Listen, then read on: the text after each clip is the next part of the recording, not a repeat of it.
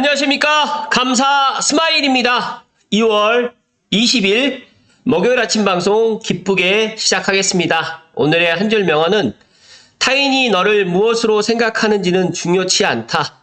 스스로 생각하는 너 자신이 너의 모든 것이다. 석가모니. 네, 감사 스마일도 제가 항상 강조하는 게 있는데 남을 갖다가 신경 쓰지 마시고 내 자신을 갖다가 먼저 사랑하시고 내 자신을 먼저 챙기시라는 말씀을 먼저 드리고 기쁘게 시작하겠습니다. 어제 219 대책이라고 해가지고 나온 것 같아요. 그런데 크게 의미가 없는 것 같기도 하지만 그래도 감스님들께 그래도 간략하게나마 좀 알려드릴 수 있도록 하겠습니다. 어제 그 지코노미에서 바쁘신 형님들이 위한 선요약이라고 이렇게 해주셨는데 양도세 및 DSR은 없고요. 개발사업으로 또 극복하자. 철도 지하는 부산, 안산, 대전부터 하겠다. 굵직한 사업들을 빨리 많이 하겠다. 지방 중공후에 미분양 등록 임대 허용하겠다. 그리고 스트레스 DSR은 3단계 조정해서 이제 3단계 조정이 원래는 7월에 이제 3단계를 조정하겠다고 했는데 너무 요즘 지금 주택 건설 경기가 안 좋다 보니까 스트레스 DSR도 아마 4월에서 5월 사이에 계획대로 할지 아니면 늦출지 관련해서 이야기를 한다고 합니다. 제가 어제 지역 건설 경기 보완 방안에 대해서 이제 보기는 했지만 사실상 특별하게 주택 시장에 큰 영향을 끼칠 내용이 없을 것 같아서 아마 3월에 예를 들어서 이제 탄핵 결과에 따라서 아마 빠르면 4월, 늦어도 뭐 전반기 내에 다른 또 주택 건설 경기 보완 대책이 또 나오지 않을까 저는 그렇게 예상을 하니까 급한 마음 좀 내려놓으시고 그렇게 좀 보시면 될 것 같습니다. 제가 어제 고향 창릉 3기 신도시 관련해 가지고 사전 청약이 생각보다 좀 적었다라고 말씀드렸는데 많은 분들이 어제 저는 최근에 제가 아침 방송을 갖다가 하고 이렇게 많은 사람들이 관심 보이는 게 최근에 없었던 거거든요. 그 정도로 이제 3기 신도시 고향 창릉 사전 청약 접수 결과가 생각보다 적어서 다들 의아해했고 또 이제 부동산 시장이 이제 또 반전을 또 할 것이다라는 리틀백님의 이야기 때문에 많은 분들이 시청을 하신 것 같은데 여러분들이 이제 댓글을 남겨주셨는데 제가 댓글을 일일이 이야기 드리기보다는 제가 제 나름대로 생각했던 내용을 좀 말씀을 좀 드릴 수 있도록 하겠습니다. 물론 제 방송을 오랫동안 꾸준하게 시청하신 분들은 제 이야기가 그래도 좀 신뢰성이 있을 수 있겠지만 어제 영상 보고 또 새롭게 구독하신 분들은 조금 이해가 안 되실 수도 있을 거라 생각하지만 그래도 제가 이야기 좀 드릴 수 있도록 하겠습니다. 고양시에 거주하시는 분들이 상대적으로 고양 창릉 3기 신도시는 유리한 청약입니다. 공공분양이다 보니까 오히려 서민 및 중산층 이하의 계약금을 준비 못하는 준비가 좀 부족해가지고 꿈과 희망으로만 전환되는 건 아니었을까. 그러니까 사전청약하는 제도가 없었으면 이런 일이 없었을 텐데라는 그런 좀 아쉬움도 좀 있었고요. 사청하고 3년이라는 시간 동안 계약금을 준비 못하는 경우가 저는 없을 거라고 생각을 했었거든요. 근데 의외로 계약금을 준비 못해서 포기하는 경우가 지금 생각보다 많았다라는 생각이고 오히려 1주택 이상의 집이 있는 사람들은 저희 찐팬분들 포함해가지고 제 주변에 있는 분들은 창릉 천마을을 분양을 받고 싶어가지고 안달이 나 있는 상황인데 참 우프다는 제 어제 그런 생각을 가졌습니다. 그리고 또 하나는 돈을 벌게 해주는 것이고요. 창릉 신도시 미래가치 진짜 모르는 것 같아서 정말 답답하기도 하고 뭐 제가 어떻게 이야기를 드려야 될까 참 고민스러웠다는 어제 제 생각을 좀 말씀드리고요. 또 욕할 때 안 좋다고 또 이렇게 포기 많이 했다고 했을 때가 오히려 지금이 기회라는 말씀 드리면서 만약에 내가 본청약 물량이 없어가지고 포기를 하셨던 분들이 어제 저에게 많은 사람들이 또 전화를 하고 일반 분양에 청약 도전을 하게 되면 금액이 얼마 정도가 될지 또 어떤 게 또 준비가 또 돼야 될 그런 부분이 무엇이 있는지를 또 확인하는 그런 모습 속에서 어찌됐든 간에 사전청약 접수를 갖다가 안 하신 분들 덕분에 지금 창릉 3기 신도시는 더 뜨거워질 것 같다는 말씀을 감사 스마일이 콕 하고 이야기 드립니다.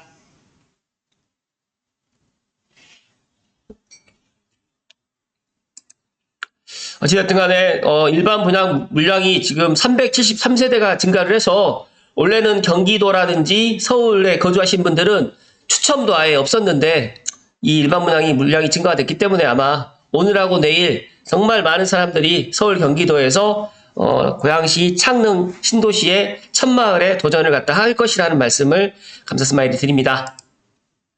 그리고 어떤 분들이 댓글에 상암 DMC까지 바로 가는 게 없느냐라고 이제 또 물어보신 분들이 있어서 말씀드리면, 고양 창릉 광역교통 개선 대책은 물론 창릉 테크시티가 또 들어와서 일자리까지 들어오기 때문에 자족도시라고 또 제가 이야기 드리지만, 그걸 믿고 싶지 않으신 분들은 지금 보시는 것처럼 중앙에 BRT가 또 들어오고요. 지금 현재는 지금 화전역까지 지금 계획되어 있는데 삼송에서부터 그렇게 좀 되어 있고요. 이렇게나 빡빡하게 촘촘하게 광역교통 개선 대책이 지금 들어옵니다.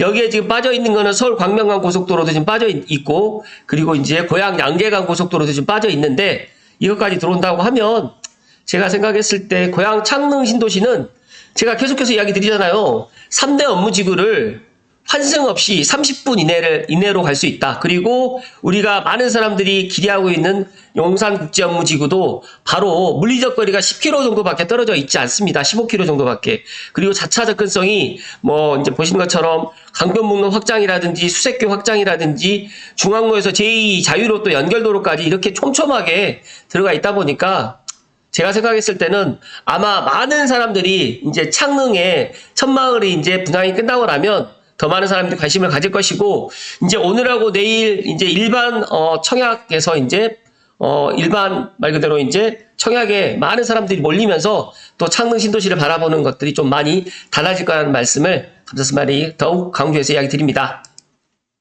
그리고 어제 이제 그 특별공급 S5하고 S6 블럭이 특별공급이 이제 접수가 했었는데, 제 예상대로 S5하고 S6 블럭에 지금 상대적으로 S5 블럭이 지금 특별공급 물량이 좀 많다 보니까 한 60대, 대략 한 60몇 대 1로 지금 되어 있고, 그 다음에 S6 블럭은 지금 한 5대 1 정도로 해서 경쟁을 보이고 있는데, 정말 대단한 거 하나 제가 말씀드릴게요. 여기에 보시니까 5일 타입에 배정이 10명이 됐었는데, 접수를 8명밖에 안 해가지고, 이 8분은 당첨됐다라고 보시면 될 것 같습니다. 물론 동호수가 이제 발표가 되고 이제 그러니까 본 청약은 동호수가 이제 발표되면 이제 계약을 할지 말지 그거는 이제 고민을 해 보셔야 되겠지만, 좀 동호수가 안 좋더라도 꼭 가져가실 것을 이야기 드리고, 또 저에게 또 많은 분들이 물어봐요. 이 5일 타입은 어떨까?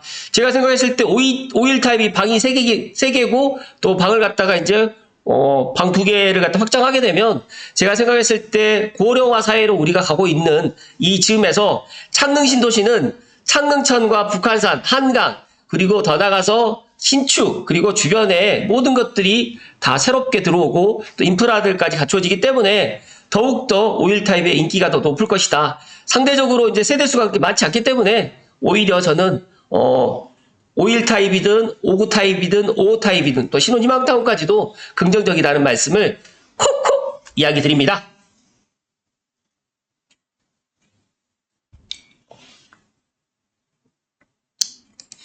그리고 제가 이쯤에서 이제 많은 분들이 GTX-A가 들어오느냐 그렇게 좀 물어보신 분들이 많이 있어가지고 이야기를 좀 드리면, 지금 현재 1단계는 작년 3월 30일 날 개통을 했고요. 수서동탄.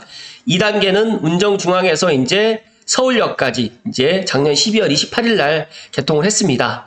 그렇다고 하면 이제 앞으로 3단계, 4단계, 5단계, 6단계인데 GTX-A 6단계 개통 계획이 마지막이 창릉역입니다. 그래서 어떤 분들은 창릉역이 지금 안 들어오는 거 아니냐, 너무 많은 또 걱정을 또 하시다 보니까, 여기 보시면 스트레이트 뉴스에 2030년 창릉역 신설마저 거짓말이지 않느냐, 차익이 최고 2억 5천 정도 난다라고 지금 이렇게 기사 내용이 있는데, GTX-A 노선 창릉역 신설이 차질을 빚지는 않겠지요 라고 많은 분들이 이걸 의구심을 갖는데, 이제 고양신문에서도 이제 작년에 2030년 개통할 것 같다라고, 이제 원래 계획은 2027년이었어요.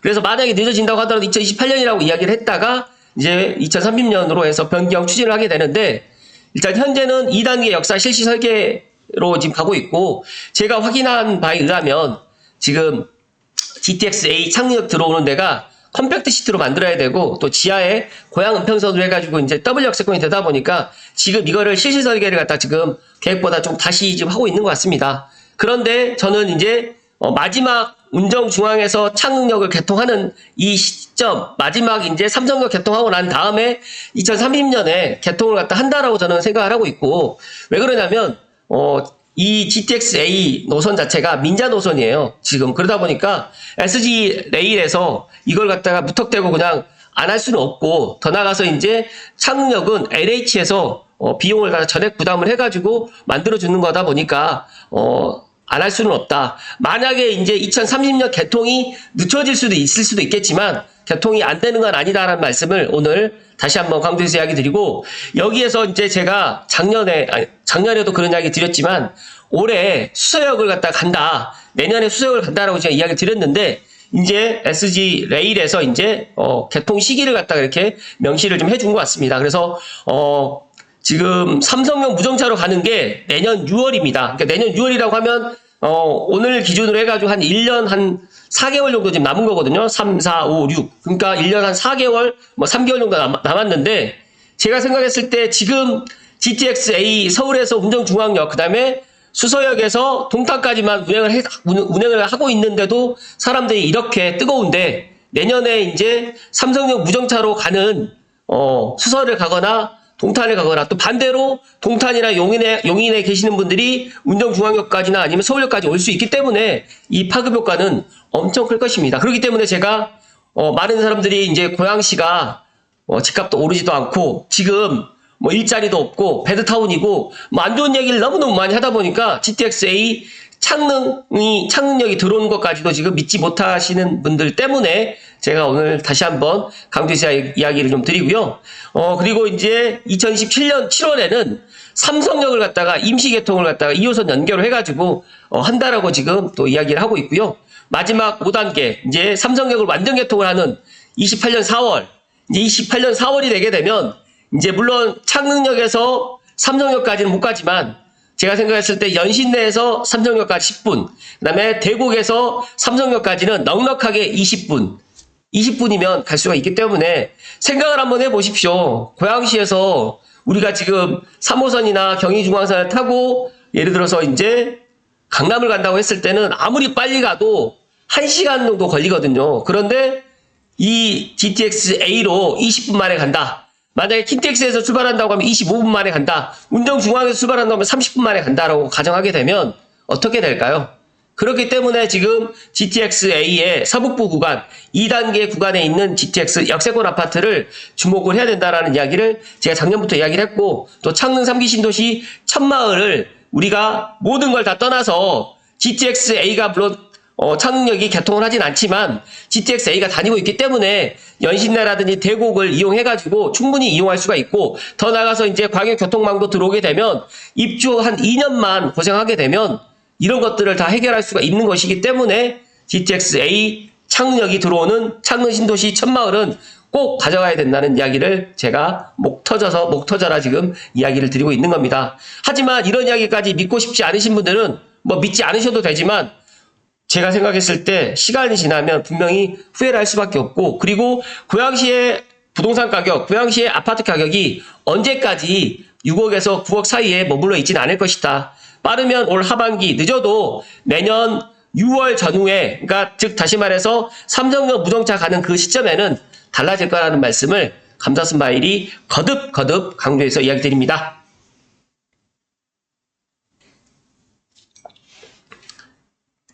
제가 오늘 본론으로 이야기 드리려고 했던 게, 서해선 전 구간이 내년 3월 개통 목표입니다. 홍성에서 대구까지 바로 간다.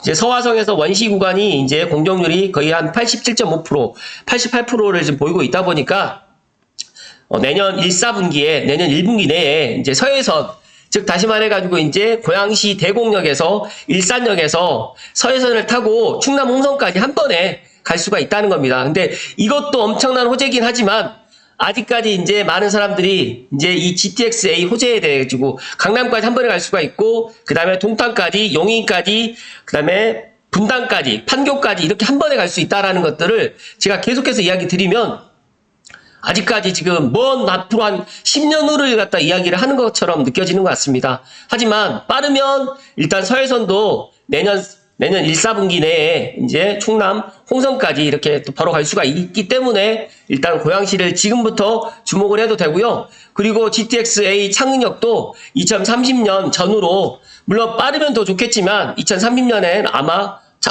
다닐 수가 있다. 그래서 많은 분들이 그런 이야기를 하세요.